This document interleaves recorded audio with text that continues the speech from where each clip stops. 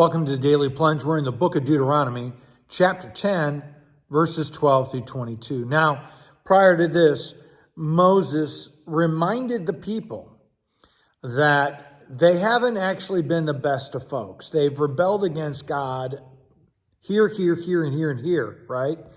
And they've been stubborn in their sin. And the Lord is also stubborn in his grace and continues to affirm that they are his people. And so picking up at verse 12. So now, Israel, what is the Lord asking of you? Simply that you would serve the Lord with all your heart and all your soul to keep his ways. And why? Because this is for your own well-being, because only God, only the Lord your God can take you from being slaves where you were only 70 folks and make you as numerous as the stars, just like he had promised Abraham, the patriarch. He says, remember, God has heaven. He has the highest heaven, the heaven of heaven. He has earth and everything is in it. And yet, the craziest thing, yet the Lord set his heart in love on you. He chose you, chose your ancestors, and he chose you. He's not just choosing in the past, he's choosing today.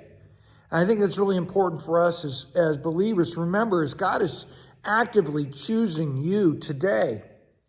And then he says in verse 16, circumcise your hearts, therefore, and do not be stiff-necked any longer. Well, how are they supposed to circumcise their hearts? They can't do that. It's impossible. They can't go in there and do it. And they can't do it in here mentally, spiritually.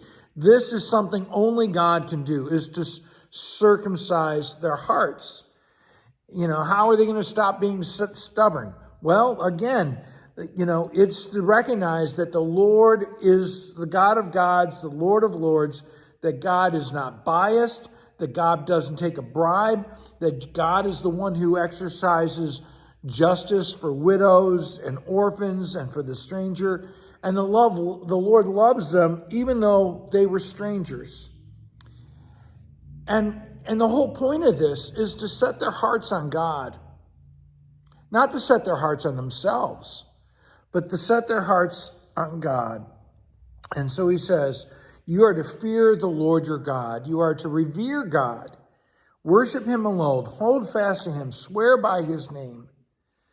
That when we give ourselves to God, God will circumcise our hearts. And it says, he is your praise. He's done good. And you've seen it with your own eyes. So trust him.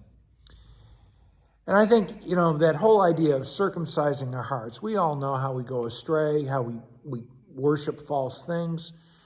And so we constantly throw ourselves at God's mercy and ask for God to circumcise our hearts, for God to transform us and give us a heart of flesh and a heart of love. Well, thanks, friends. If you like what you're hearing, please subscribe, like, share, leave a comment. Have a blessed day.